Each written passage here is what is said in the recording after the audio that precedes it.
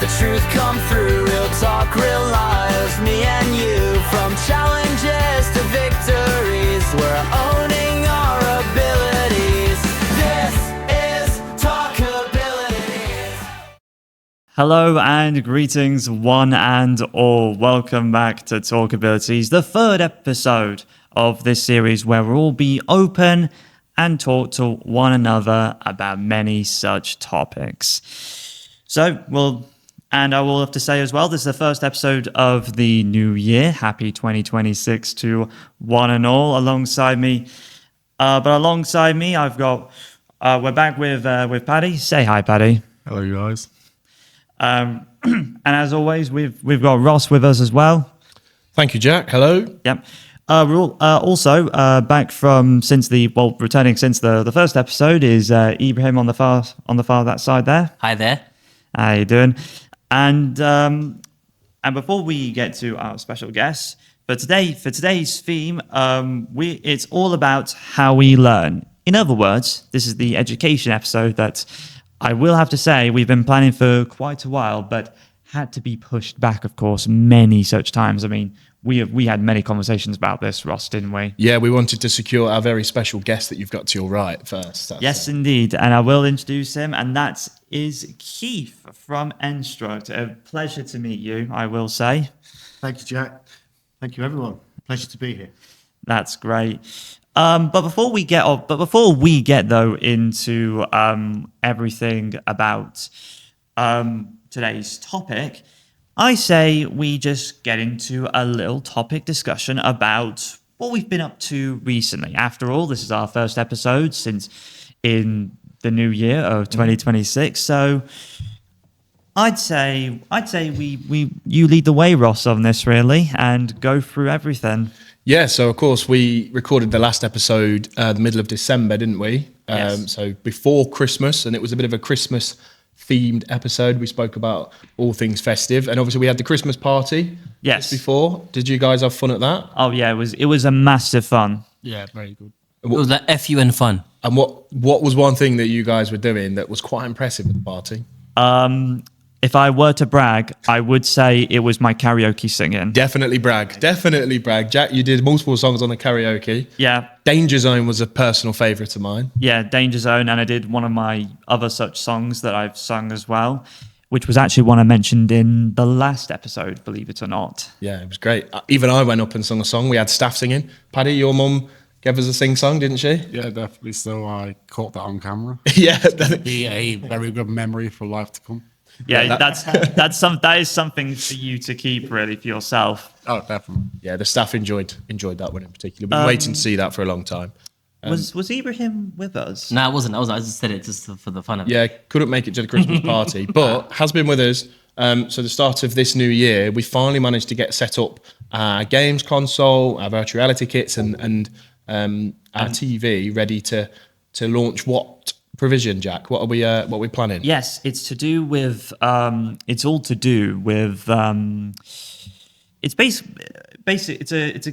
a gaming social session, to put it simply, really. So we're gonna have a lot of volunteers over, young people. I think we're gonna bring others involved as well, like us, like the staff here as well. Yeah.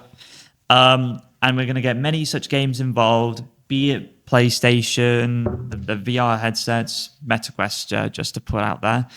But not just that. It's not just all virtual stuff or digital. We're going to throw some physical games in, card games as well.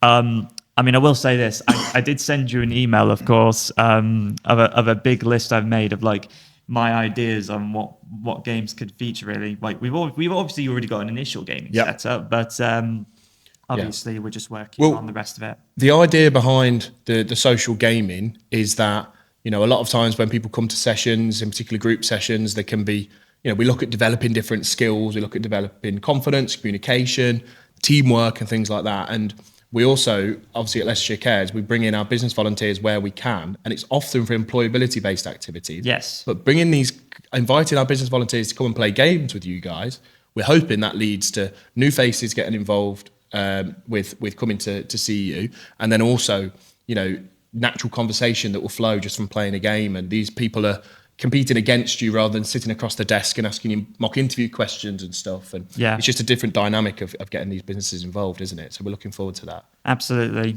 Who said games were just like pixels, really? There's more to it. There's definitely more to it, and we can't wait to get that going. I mean, absolutely, really. I would also say, in terms of another such catch up as well, mostly for myself, really.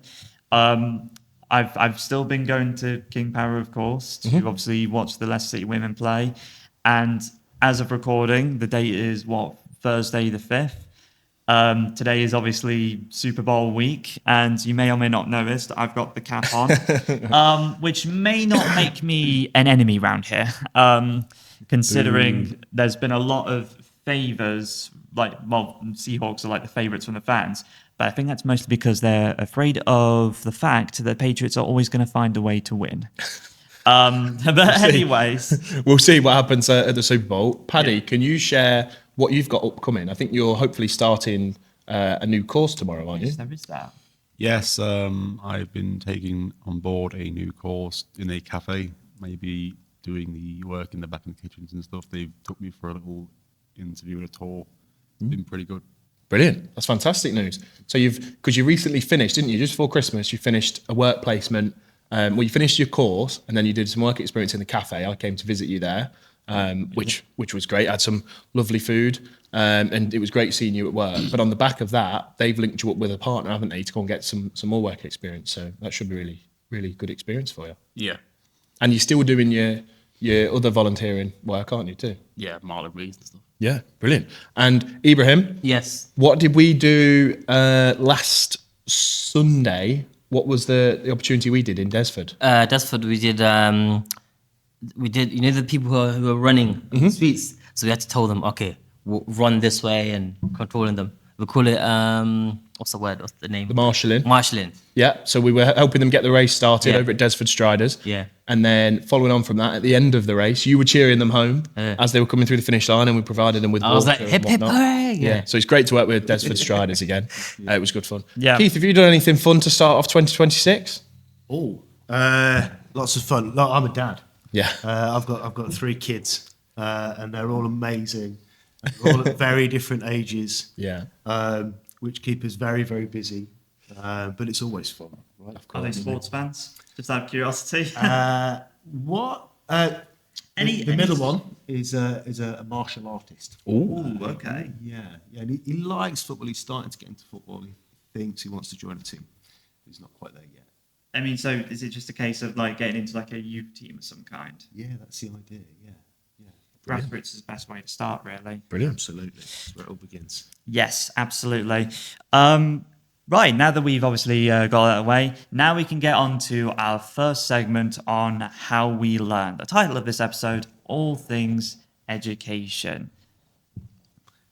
And by the way, Ibrahim. Yeah, it was so fun. Yeah.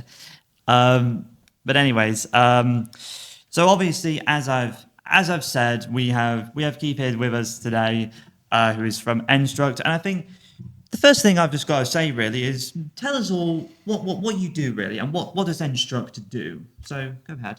Thanks, Jack. So, Enstruct training, we're now in our 15th year, Wow. actually, as an independent business. Okay. We're a not-for-profit organisation. Okay. What do we do? My goodness, all sorts of different things. So, this academic year, we have around about 450 young people who access our programs. Yeah. All of those, well, the vast majority of those young people are still attached to their either mainstream school or specialist setting. And they sort of subcontract us, I suppose, to put in alternative provision. I see. So that all begins at primary school, and we work with 2 primary schools in the city, where our forest school leaders are working from outside of within their schools, and leading very, very small children through forest school experiences, and having lots and lots of fun, nice break in the week. But they're developing some really fundamental key skills and soft skills within that process. That's great. Our key stage 3, so we're talking year 7, 8, and 9, Yes. operates in lots of different ways, and we're either within the schools, sort of digging up their playing fields, if you like, or managing their spaces and creating gardens. Or we're taking them off-site in our minibuses to explore the wilds of Leicestershire. It may be that they're doing some bushcraft activities. It may be that they're, I don't know, rolling down a hill. It might be jumping over a stream. They might be climbing a tree. But they'll also be contributing to the community through conservation projects. Yes, So they'll be managing these wild spaces for local communities. I see. And then our slightly older students in years 10 and 11, they access BTEC qualifications with us, either within the area of environmental and conservation, with woodland management and groundworks, things like paving and fencing. Or they come to us for construction training into our large construction centre, which is a multi-trade centre. So these young people are learning from a variety of different construction trades. And we also have a hair and beauty salon over on the other side of Leicestershire, Oh yeah. where 40, maybe 50 young people attend there. And they're developing those skills, they're learning in a small group work, small environment, really trying to get themselves confident and capable enough with that sector which they might like to take forwards into employment. But more than anything, what we're trying to achieve and what our young people do achieve is growing their confidence and their own self-esteem and their own self-belief to be able to step into a larger college setting with those key skills, those social skills, but also those qualifications under their belt. And last but not least, we work with a group of young people similar ages to yourselves, I should imagine, within our post-16 setting, and we're supported very kindly by Ross and Aaron from Leicestershire Cares over there. I mean, obviously they share a lot in common, really. So Yeah, exactly. And over there we have a very much a youth work approach. yes, And our young people work very hard Yes. through various study programs in BTEC qualifications, but we're also exposing them to the world of work. And Yes. we're mirroring the expectations of an employer. We're pushing them. We're driving their skills. We're driving their standards, but with a very relaxed and casual approach that enables positive relationships. Because without that, we can't learn, right? that's all brilliant. Now, so I guess one thing I should say, just to ask, well, the first question, after obviously you gave a brilliant detailed explanation, really, I will say. How does Enstruct support young people with SEND? So what about that? Well, Jack, it's a very good question. And actually, all of our provisions, okay, so all of the young people that access our provisions, okay, come from all sorts of different walks of life. They've all had various different lived experiences, okay? Regardless of their SEND needs or their SEN needs, okay? Or perhaps they access us through mainstream college or mainstream school. Yes. Our approach is the difference between equality and equity. Okay? Yeah. So all of our courses and all of our provisions are standardised. Yeah. Every young person, regardless of their abilities, not disabilities, Yes, have absolutely. open access to those things. And of course, our approach is, as teachers, as leaders, as youth workers, may need to be adapted. We may need to differentiate our approaches, our scheme of work, our access arrangements Yes. to give everybody the same end goal. Yeah. Opportunity to go forwards with. It's nice how you obviously just mention abilities and not disabilities. And obviously at the third in, obviously considering we are Talkabilities here on this podcast, so there's a lot of abilities in use here. So that is great and all. And I guess one thing to say really is how does this benefit students on a day-to-day basis? On a day-to-day basis. Well, I like to think, and we get a lot of feedback from our young people, that they feel safe. Yeah. Yes. They feel welcome. Yeah. They feel part of a team, part of a community. They feel comfortable. And actually, they're enjoying their education. They're enjoying going to their school. Well, yeah, because there's a lot of views on school, really. Yes. I think just on top of that, just from what I've witnessed, obviously going over to Enstruct and thinking about how it will benefit, I think a young person learning in that way where they are, actually they're seeing the results instantly of their learning, like making things physically and then getting to a kind of enjoy, and other people can appreciate the thing that they've built, talking from the construction perspective. I think that's such a positive kind of benefit for anyone, let alone a young person, like the guys who are seeing that, like building like a barbecue or starting with the gardens that you've got over there and stuff like that, just actually seeing physical results to your hard work, I think is such a positive for anyone, let alone obviously young people. Thanks, Ross. It really does work. And I suppose our practical programs, which occupy 80% of every day, they're very much a vehicle to success. If things are a little bit wonky, if things are, need a bit more refinement, yes, that's okay. The process is what they're taking away from it. And Ross is dead right. They end the day with looking back physically and they can see what they've done and feel that sense of achievement. Yeah, absolutely. Because I mean, at the end of the day, it's obviously like all the hard work has paid off, both for obviously both for the youth worker, but also for the young person involved as well. Really, I think that's great. Really. You'll have to come down and have a look, Jack. Yeah. You're more than welcome. Yeah, I'll certainly keep in mind. Really, leave a card somewhere. I don't know. Anyway, oh dear. Anyways, you obviously mentioned. Now you mentioned, of course, when mentioning Enstruct at some point about these course or qualifications. What sort of ones are available? Like it could be as of now or whenever. Really, go ahead. So if I talk a little bit about our post-16 department, yes, because within that we cover a broader range of qualifications. Yes. Okay. So young people up there, they will study towards a level 1 BTEC diploma in construction. Yeah. And again, that's following almost on a half-term basis.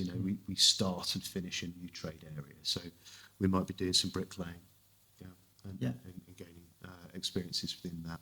We might then move into carpentry and joinery. Okay. We might then move into, plastering or plumbing or electrics. Okay. So the young people really, they experience all of those things, and everybody wants to be a bricklayer, right? Right up until you've done it, and actually you're out in the rain and you're doing those things, and it's heavy and it's hard. And some people really thrive with that, and that's what they want to stay with. Yeah. They've liked and learned from that experience. Whereas other people felt that they might want to be a bricklayer, but actually now I've had to go at plumbing. This is brilliant. This is what I want to do. This is my niche. This is my specialism. It's almost like you do certain jobs, but then depending on how well you do it, that's the one you're comfortable with. I think that's a great thing to build off of, really. It also means that course. It also means that there's a lot of transferable skills within the industry. Yes. Yeah. And actually, if we can feel confident to go and try new things, and adapt those things, then ultimately you've got more skills than anybody else. Okay. At the end of that. Yeah. The second qualification over at our farm in Desford for our post-16 department is and it's a bit of a mouthful, practical, environmental and conservation skills. Right. So we're very, very lucky to have our farm, okay, where there's some beautiful woodlands, which young people are managing as part of that course. They're creating gardens there, and they're putting in various pathways and fences. So they're doing all of those sort of groundwork activities through developing their own site, and we call it their home. Okay, so their ideas are valid, and their ideas are a big part of it. And it's really nice actually, because over the last 3 years whilst we've been at the farm, you start seeing all of their learning coming out in front of you. And every moment that I drive in, or every morning that I drive into the farm, there's always something new. And that's the inspiring, what we're trying to utilise to inspire the young people to enhance their learning and feel part of a project. Yeah. And we do the maths and English functional skills, which I'm sure you guys have. The important stuff. I mean, listen. It is important, but it's not as important as it has the same importance, in my view, as those other qualifications. I agree. Importance in the stance of progression, unfortunately, in my opinion, and it can be a big barrier, can't it, not having those qualifications, even though, I'm sure lots of young people are very, very capable of completing all of the jobs that are required, but still, and we're going to touch on this in our next episode when we're talking about employment, it's such a big barrier, that maths and English thing to entry level jobs, let alone progressing on further, which is an issue, even when people can showcase they have these skills already. But yeah, that's something we are going to discuss, definitely. Yeah, I mean, if there's one thing to say, English and maths are the two subjects you can't get away from. They're just the most important thing, really. Whether you like it or not, it's just Marmite of education. That's a good way of putting it. It's a really nice way. I know. Really, like there's a lot of ways you can compare Marmite with something, really. Yeah, So, definitely. The way that I think about those subjects, Jack, sorry to interrupt, is that they are inevitable. Yes. They are there. They're the mountain. Absolutely. We can't move the mountain, No. but we can find ways Yes. around the mountain. Can't Yeah. we? So we can learn in a different way. We can approach those tasks. We know we have to do them, but let's figure out how we learn best. Yes. And over a bit of time, with a nice amount of support, you'll get there. Absolutely. Absolutely. And just one last question to finish off on the explanation of Enstruct, really, is how have we here at Leicestershire Cares been partnering with your team? How indeed. Because, I mean, after all, I did say earlier, like, the two of you obviously share a lot in common, really, obviously, with youth workers. So I've worked with team members from Leicestershire Cares in lots of different roles throughout a very long time. Yeah. But most recently, perhaps 2 years now, Ross. Yeah, it must be.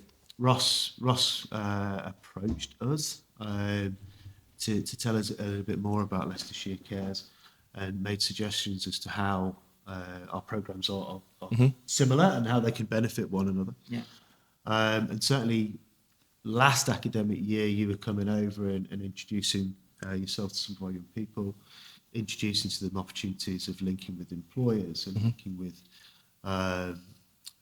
employers to come out and do sort of interview skills and all these brilliant things for our students.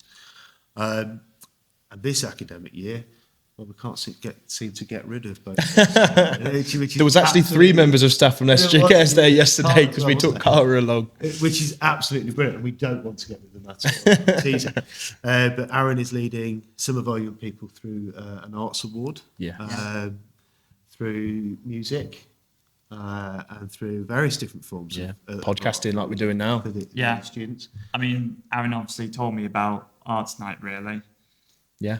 Well, that's it. I mean, I think from our perspective, so with my project in particular, which all these guys are part of, the All Together Now project, it's, I've worked on previous projects where you can only work with young people if they are currently neat. And for me, that's counterproductive because we want to prevent people from becoming neat, so to speak. So working with those students whilst they're still in education and putting extra support in place where possible.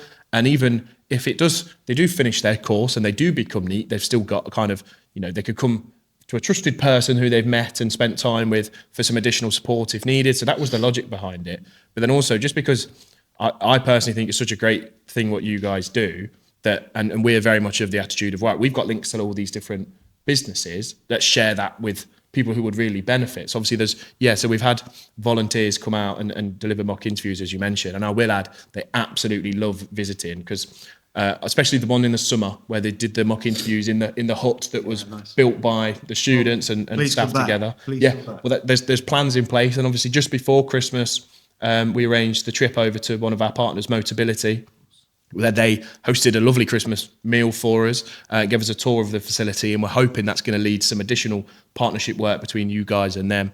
And then, obviously recently shout out to Aaron, who's done his training that he can support young people through their arts awards. And I've, just personally seeing the young people each week, some of them are really kind of come out of their shells a little bit more, or they're just, it's another way, just like the stuff you already do, it's another way for them to kind of express themselves, isn't it?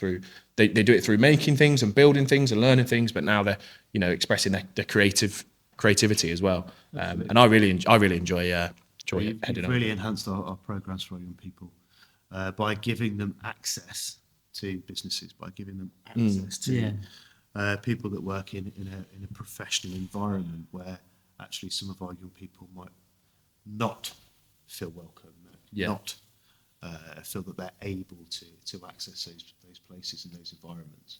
Yeah. They are, and this has been, and the work that Leicestershire Cares has done with us is proving to the young people themselves that they are capable and absolutely worthy and absolutely welcome and valid in those spaces. Yeah, I mean, it's a case of pretty much just settling in until you're comfortable enough, really.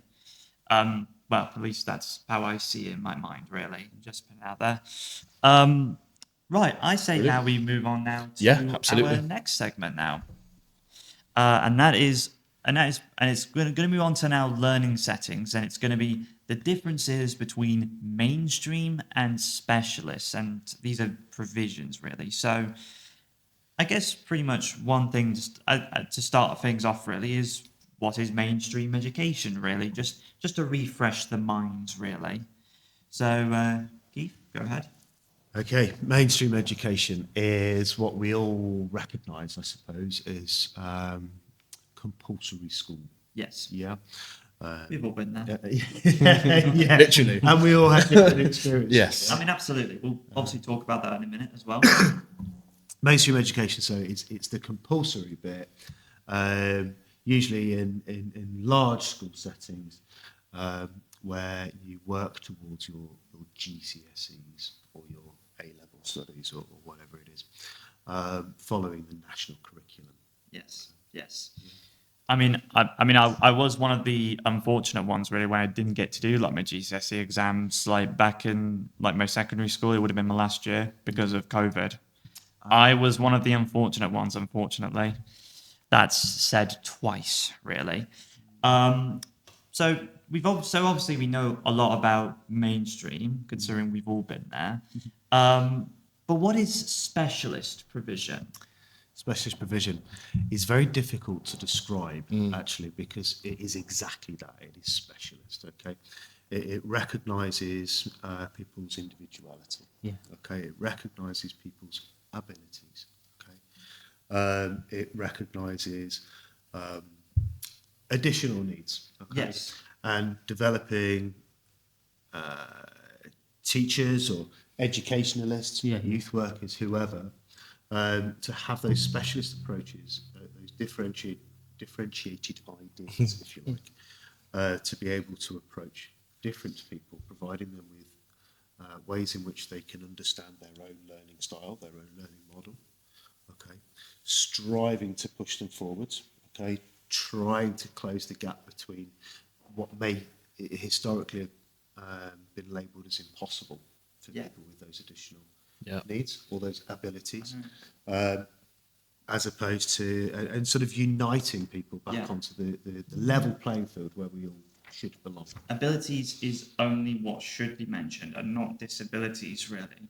I mean, that is something we here at Leicestershire Cares would only ever talk about, really.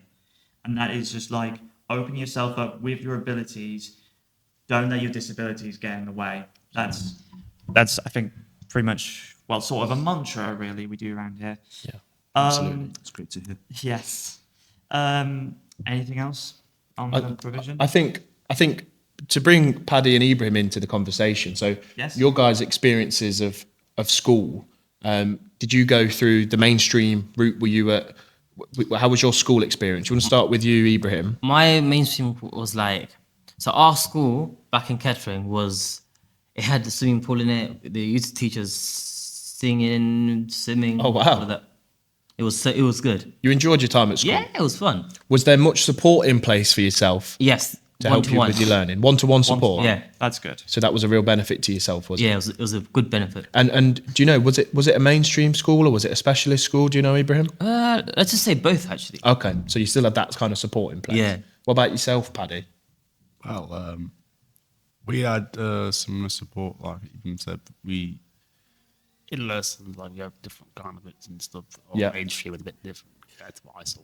Well, you were in a mainstream school, weren't you?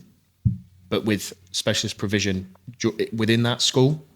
Yeah. That's right, isn't it? Because I came and visited. You were at a college which had a mainstream school but had a specialist provision attached. That's right, isn't it? So you did get that additional support, but you were in a setting. And I will add that your school, because it provided you that specialist provision, it was quite far from where you lived, wasn't it? So it was quite a long place to travel to every day, wasn't it? Yeah. Yeah. And I think that's something that I want to touch on, and we want to go through some of what we think might be like the pros and the cons of young people with SCN or SEND engaged in these different provisions. Has anybody got any ideas of what positives a young person who may have additional needs would benefit from by being in mainstream school? I think it would help really as just to maybe try and just crack your shell open just a bit really in terms of just being open. Yeah. And like and as well, if you maybe you struggle at some point, then bring it up. They can support you really. Yeah. That was something I had before when I had autism, and it was always just like, I don't know, monthly meetups. Like take myself out of the class. I meet up with my parent. We discuss a few things really of how I'm getting on behavior wise. I'll be honest with you. When that was mentioned before we got the recording of this, I couldn't remember really what it was at first, let alone what I was doing. So it was quite a memory trip for me, really. Yes. Well, and it's good to reflect on things, and we're now in a position where you guys. We're trying to help your voices be heard. You've experienced these things, and people that are listening might be people that are able to drive change through your thoughts and experiences. If I just reel off a few stats related to kind of education and SEND education, almost 1 in 5 children in England at the moment have a special educational need, which is about 1.6 million learners, and that's just in England. That is rising. In the Leicestershire area, some of the latest statistics suggested that around 13.7% of pupils are identified with SEND in schools, and most of those do stay in mainstream, but there are still limited specialist school places available locally as well. And yeah, we've got some pros and cons, but just based on them figures, is there anything that's surprising, or any thoughts or comments about anything those stats? I mean, as an autistic person like me, that's obviously learning about like other such different people's experiences, really, I think the numbers involving the like those that have special needs in like certain areas, they don't surprise me really, and not surprising as well, considering that the numbers are only going to rise really. And obviously this will be something that we'll discuss more about obviously in the next episode, how that affects like getting a job in employment as well. Yeah, and then that leads on to obviously the wider economy as well, doesn't it? If you're not supporting, and again we will focus more on this, but if you're not supporting these young people into employment, 1 in 5, if they've got additional needs, if they're not supporting that education process, and then therefore not supported into employment, then it's worse off for the economy overall, because it's costing more money in regards to welfare and whatnot than it would be if these young people were supported into work and paying into the system and benefiting from the system, spending money in the system. So there is just should be, in my opinion, such a drive to ensure that support is in place, however that may appear. Based on some pros and cons that I've gathered from a bit of research, and everyone kind of chime in, or if there's any kind of comments or opinions. So with mainstream, some of the pros can be that mixed environment with all young people. That can help with social integration further on in life and as a youngster. Mainstream education does often provide greater access to a broader curriculum and additional school activities. They're often closer to the location of where the young person lives, which I think is beneficial, as we mentioned, like Paddy travelling a long way to go to school. And families often don't need to switch as many like home settings, or they don't have to take as many considerations regarding how I'm going to get my young person to school and that kind of thing. But obviously some of the cons of that can be that schools might struggle with the staff training and resources to meet the needs of those students, which is obviously a big thing. Young people could be overwhelmed by the environment, sensory issues, class sizes, because obviously the larger classes in mainstream schools. Yeah, I will say about that part really. When I was moving to like secondary school, like heading into year 7, my mum was always so concerned for me back then when I was just like so autistic. Like obviously like moving to a school that's bigger really than what I had at primary school. But obviously the one thing that she told me, I'm pretty sure everyone's mothers would say this really, saying obviously like, if you're lost or if you need help, find someone who will help you. That's pretty much what's stayed with me for so long, really. Absolutely. Yeah, and I think the provision for SEN in a lot of mainstream schools can vary so much from school to school as well. Like they might have a really good program if you're interested in a certain kind of subject area, and might be really set up and well equipped to support young people through that. It's down to but like not on a wider scale. It's down to like funding and support from like the community. Like it Local depends how good authority those too. programs are, really. Yeah. So what about, so Paddy and Ibrahim, to bring you guys in as well, when it comes to, can you think of the positives, any positives or negatives about a young person going to like a mainstream school? I'd say like if they had a disability and no one really understood it, people would not understand that person's disability around the environment. Yeah. So are you talking about other students, or are you talking about like staff or Mainly everyone? staff and a mix of students, maybe. Yeah. You may not understand sometimes how the person deals with stuff. Yeah. So To be fair, I quite agree with Paddy, you know. The thing is, us human beings, we've got, what's it called, think about the positive as well. Yeah. Now, the positive part about the mainstream course is quite fun. The students, they enjoy it themselves as well. It's engaging. Yes. Yes, Jack, you're talking forward. Thank you.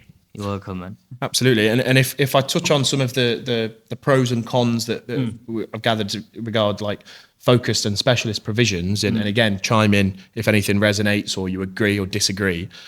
So with a specialist provision, it's almost always a tailored environment with specialist staff, send expertise, so able to support those students with what their needs may be. There's normally more structured routines, smaller class sizes, sensory support. So all these things are often considered for all the students. It could be helpful for people with complex needs that mainstream settings struggle to meet, so kind of linked to what I've just been saying. And often better access to kind of more specific and targeted opportunities, and even things like occupational therapy, speech therapies, behaviour support, things like that. Students can get more time to work through any behavioural issues that come about because there's more time with staff and smaller, less students to deal with, and all of that kind of thing. But some of the cons, obviously one of the big ones being limited places, long waiting lists. There's a significant difference between demand and places available, in particular locally, but across the whole country. I think one of the things that we've already mentioned is about the distances. So, young people having to travel across city and often county to get to their provision. Because how long did it take you to get to school every day, Paddy? just a few hours, but time it takes a long time. Take a long time, and that adds a lot of time onto your day, and it's difficult because your mum had to sacrifice things to get you there. And then one of the big issues I think to highlight as part of this is we've seen recently, and locally in particular, lots of cuts to travel for young people and students who access these provisions. Has anyone got any thoughts on that? Yeah, because my school was every single day the bus used to come pick me up from school to home and then from school to home. So it's like one of them ones. Yeah. So if you didn't have that, you'd have been stuck, wouldn't you? Yes, stuck on it. It would be a headache. And that's the same case for a lot of people with relying on taxis, and it does yeah. cost a lot of money, but it's kind of a rock and a hard place where if the support isn't available for these students in their nearby mainstream school, They would hate it. They would hate it. yeah, they're going to struggle. They're not going to develop. They're not going to learn as best as they could. Yeah. But if they can't get taxied or transported to these other areas, then the parents who are usually working, and they're going to have to sacrifice their time out of work, and workplaces don't allow it. So it's just a really difficult situation. And I think another con, which I hadn't thought about until I was doing some research, was that school is such a positive time for social interactions, building relationships and friendships. And when young people are being taxied in from all different parts of the city and county, that time spent outside of that school environment, which is where friendships continue to develop and relationships continue to develop, can be so much more difficult because the young people often live so far away from each other. Yeah. You know, I think back to when I was at school. I'd finish school, I'd be at school with my mates, and then I'd play out with my mates after. We'd all live nearby. In a lot of specialist provisions, that's not always the case. So that is another, you know, it can be a con, but then it's all about these things. It is often the tighter knit relationship at the school because it is that smaller classrooms and people working together. And there is just kind of pros and cons to all of it. And I know that the current government have announced they want to invest a lot of money into mainstream provision and increase the kind of support that's available there. And We're actually seeing that at Ross now, and Enstruct being enabled to support lots of schools in this regard. But more and more schools are developing their own IAPs, internal alternative provision. And the key benefits there are what you're talking about to negate the cons in terms of keeping kids within their community. Yeah. They're still in the lunch queue. They're still having the kickabout or whatever it is that you guys do. You know, at those social times, which I think is fundamentally important. Yeah, I think it's really, really key.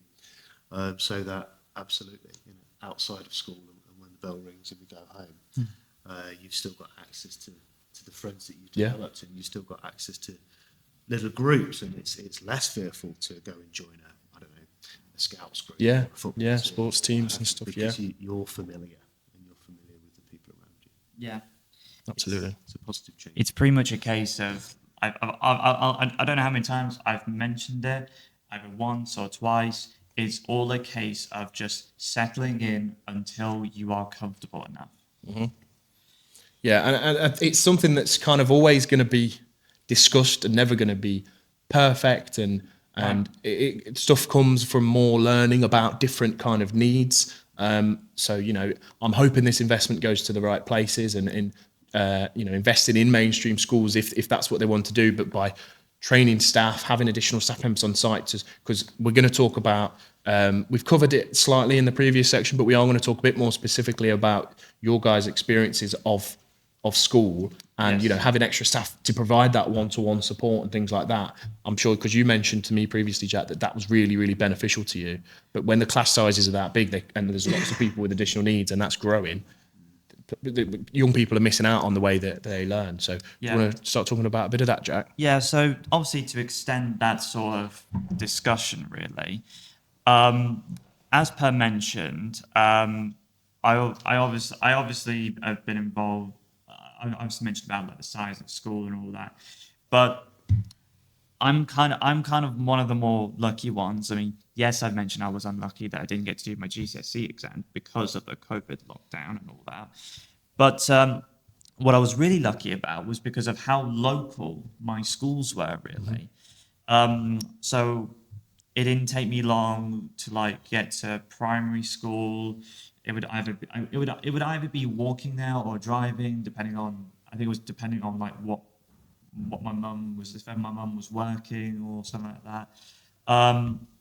But then when I got to secondary school, all I had to do was just walk, really, because the school was pretty much next to the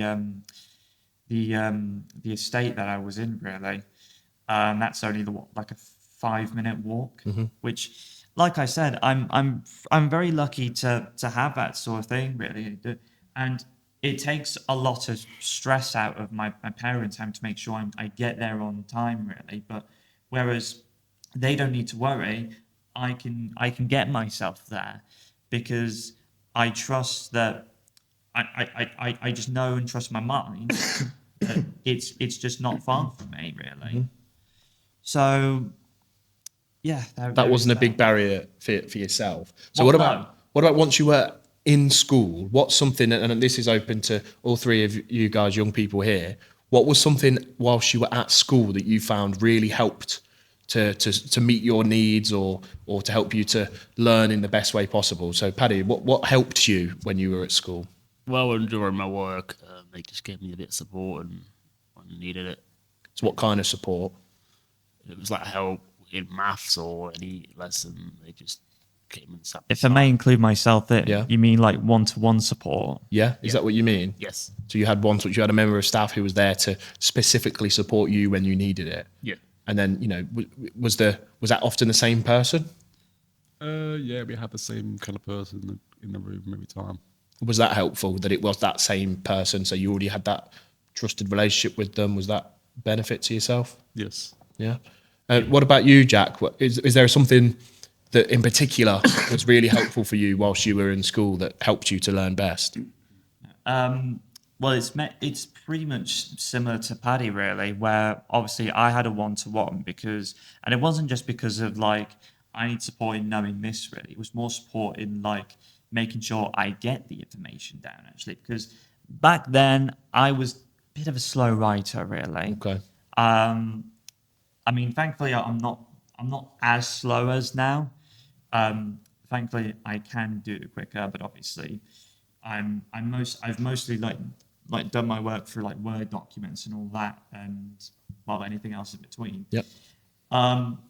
I obviously talked about earlier how I've had those monthly meetups as well with like getting my parents in, well, one or the two of them really, to obviously discuss through like how I've been doing and all that. Yes, with the EHCPs. Yes. You know what EHCP stands for?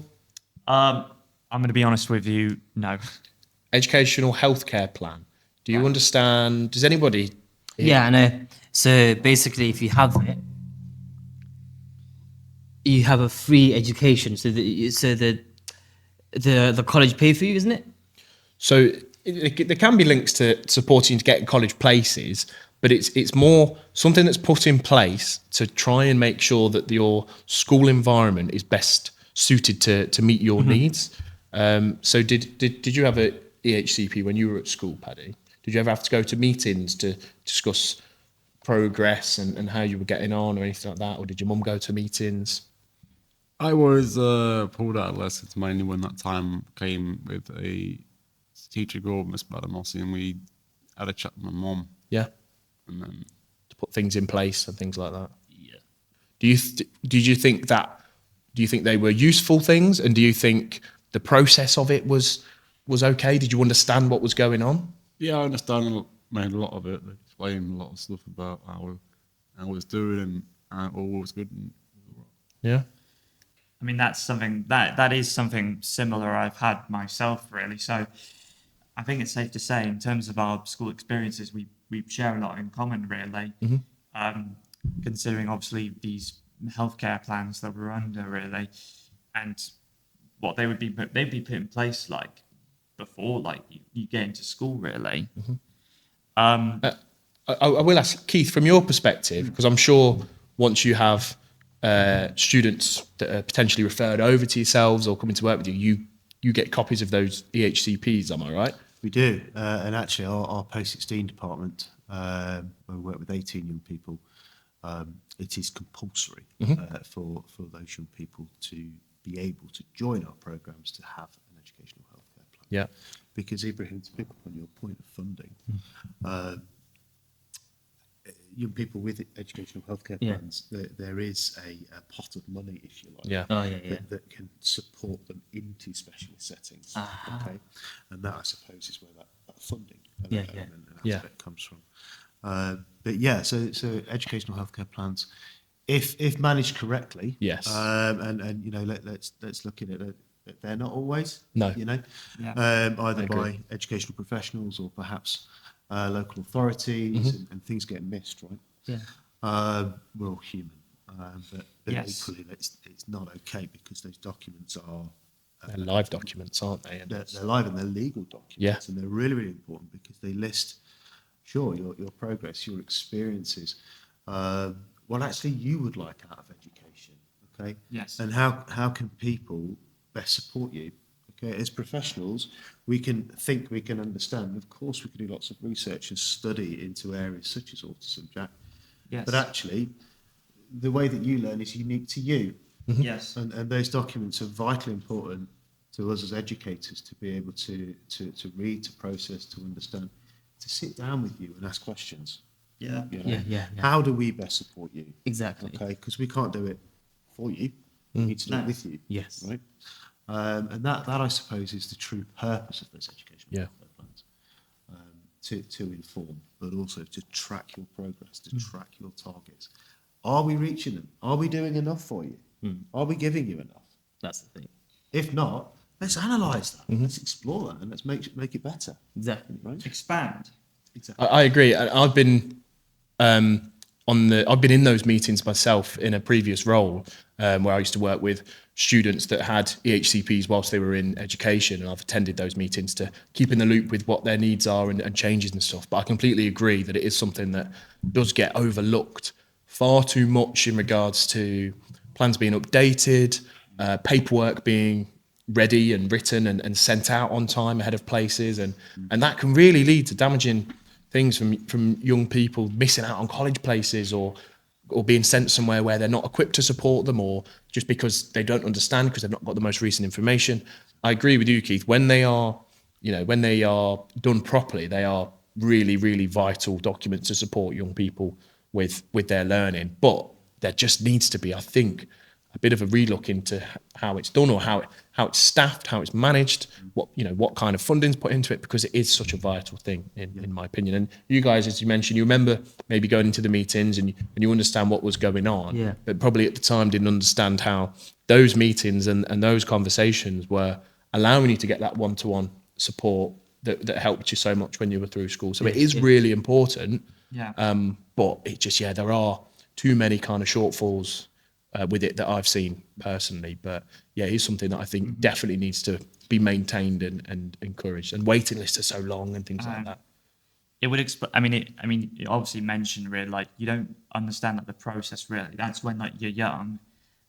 That would explain really for myself really that I didn't learn enough about it really, and would also explain like my blank memory that I had obviously before recording about obviously the healthcare plans and what I was doing with the meetings as well. Yeah. So just a bit of a flashback for me. That's all. Yeah. Cool. That's really interesting to know, though, Jack, as an educator. Yeah. Because actually, if you guys have that shared experience of not understanding that document and not understanding why you're going through that process and how it may benefit you, then actually I think that's potentially really unfair. So actually that might be something that I'll be talking to our young people with educational healthcare plans about, is their understanding of why that's in place and is it relevant and are we doing those things, and just encouraging that conversation. I mean, to be honest, it just never came to mind really. That's why I've just mentioned that really. It's interesting. Yeah. Right, I say we move on to the next section now, which is it's more to do with our personal experiences within education. Yeah, I'd say so. I do think we've covered a lot of that in that discussion. Yeah. I think one thing that What have we missed? I think one thing I would like to add, and a question from you guys as young people, was we mentioned what was positive and getting that one-to-one support. What's something that you felt might have helped you even more when you were in education? Is there anything you can think of you think I could have done with a bit of help there, or I wish I would have been able to go and do something more, a specialist provision or alternative provision? Is there anything that comes to mind? Ibrahim, is there anything that was missing of helping you get support while you're at school? Or just in education in general? Let's just see. Okay, so my school, they used to teach us how to read with one-to-one, because every week they used to say, okay, Ibrahim, come and sit down, read me this book. If you know how to read it, go into a high level. Yeah. So that was helpful for you. Yeah. Do you think you would have benefited from anything else? So it might have helped you to do more things that were more practical or anything like that? Yeah. Yes. More hands-on stuff? Yeah. Okay. Jack?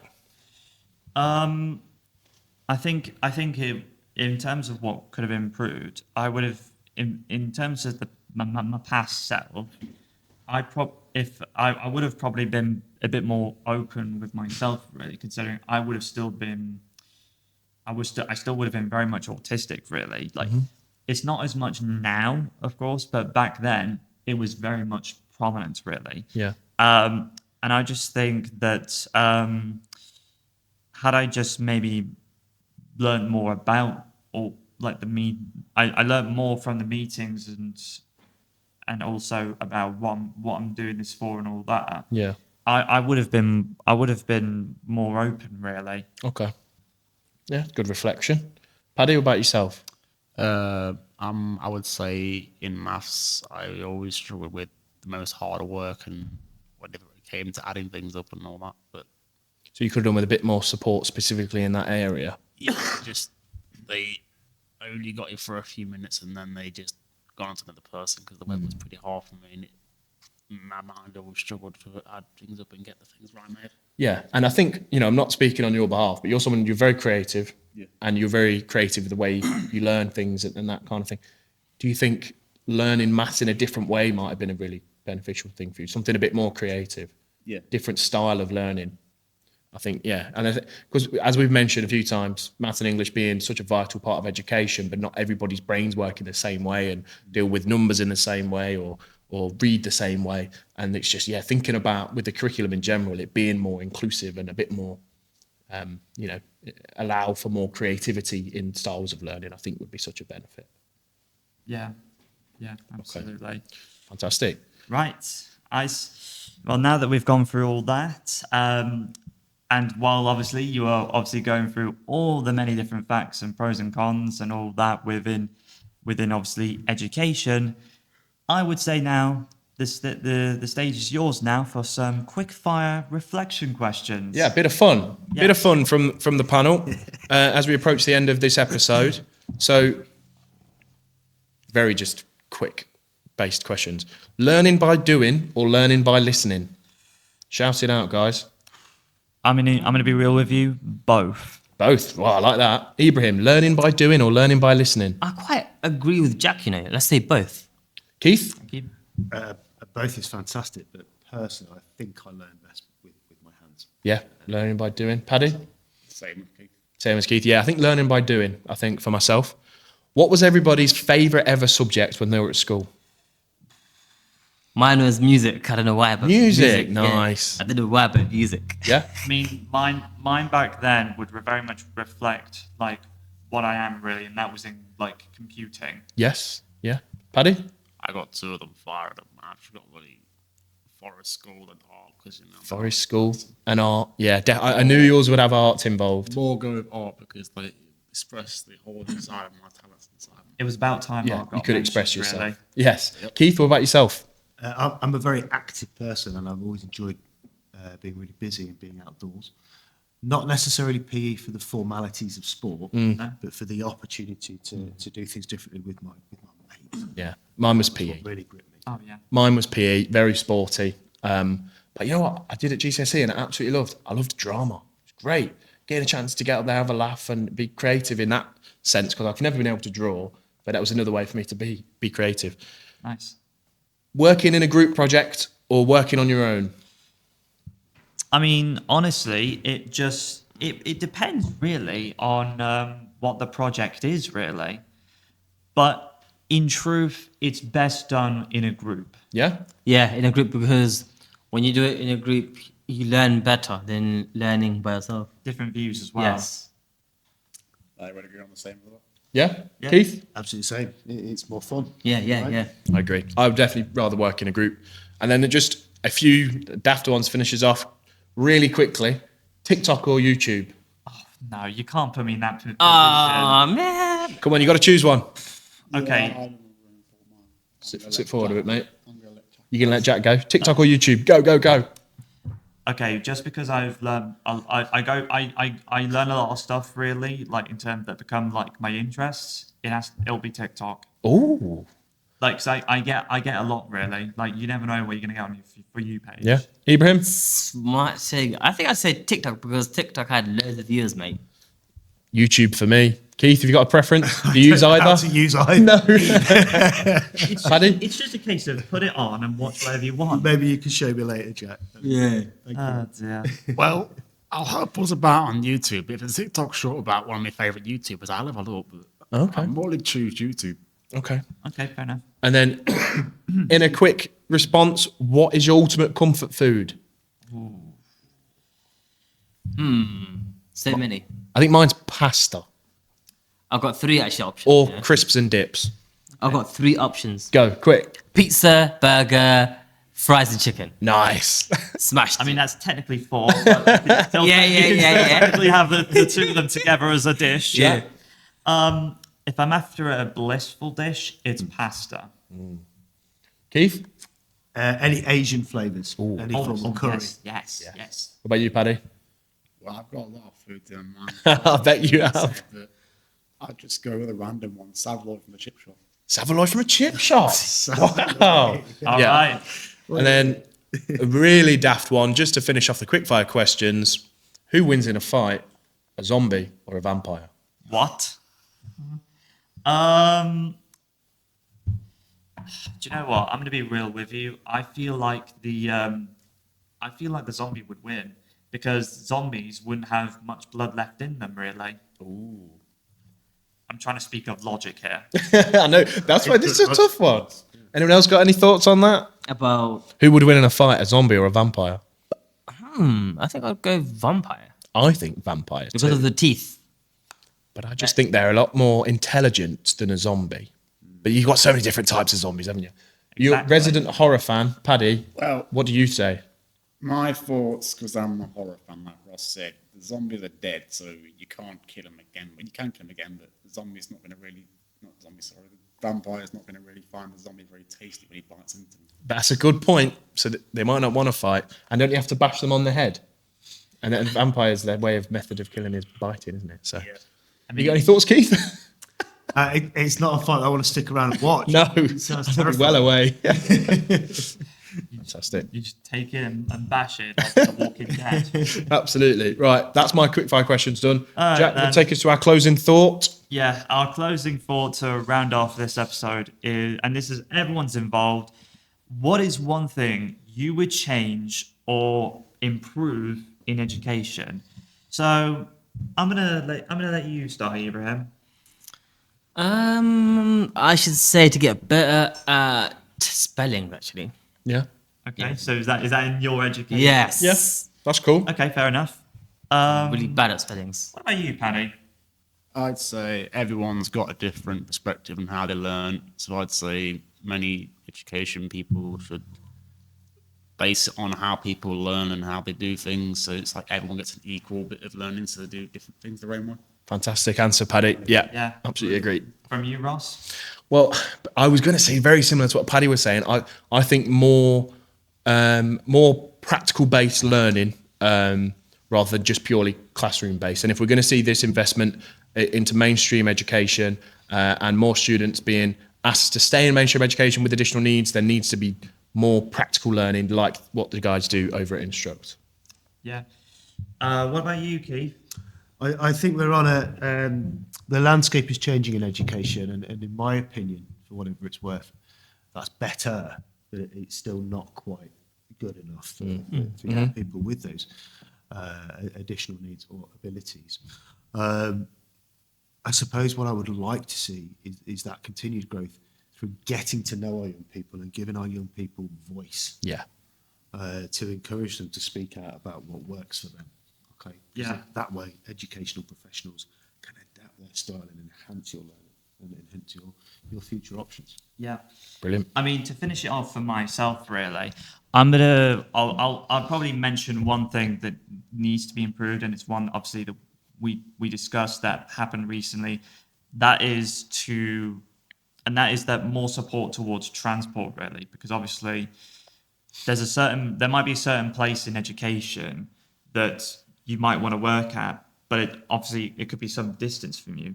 Like, it's not just, this can't just be in like school or college. This could be at university, really, which obviously that's the more likeliest of which you'd find like specific education, really, because with school and college, you would mostly be like where you locally are in town, really. I just feel like with the cuts that have just like been proposed, really, there needs to be a rethink, really. Like because that funding, that's they've taken the funding out of that, and that leads then to the parents then having to like forcefully fund then their students' trip to there, really. And that's basically valuable education that's just lost on the fact that because of these problems with transport, really. That's how I see it. Absolutely. I agree with you, Jack. I'm just Well said. putting it out there, really. Yeah, no, it's great. I completely agree. Yeah, Brilliant. I think it was like one of the first few discussions that we've had that was mentioned really upon the many different problems, really. But Definitely. anyways, we're on now on the wrap up now. So all I've got to say is now, really, special thanks to you, Keith. Really, you take the honour, really, of being our first special guest, really, on this podcast. Really, considering most of them have been mostly around here, Leicestershire Cares. You were one of them on that first episode, really.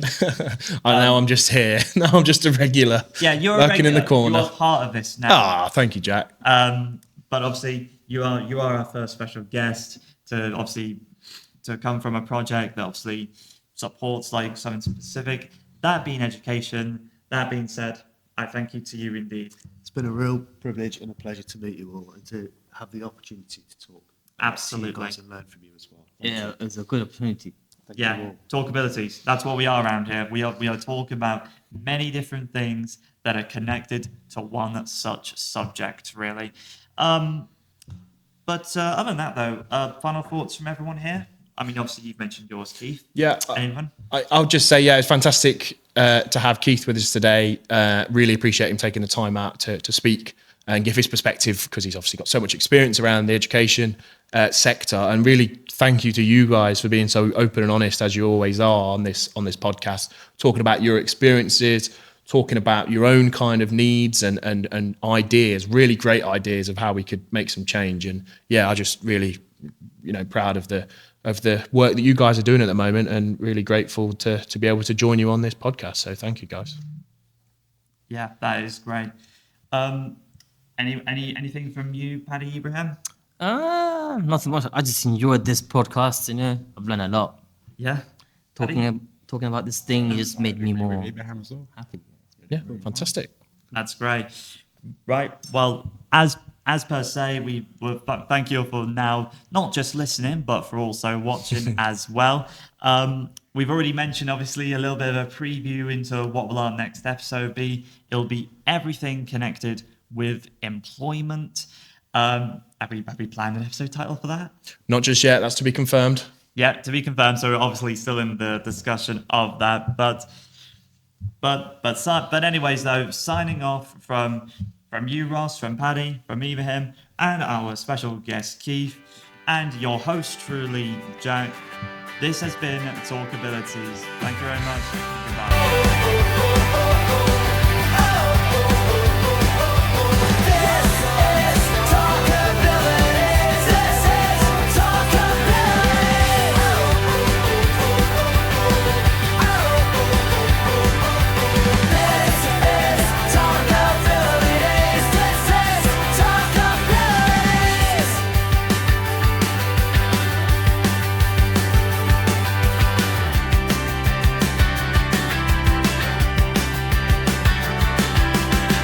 Welcome to Talkabilities, where every voice is possibilities.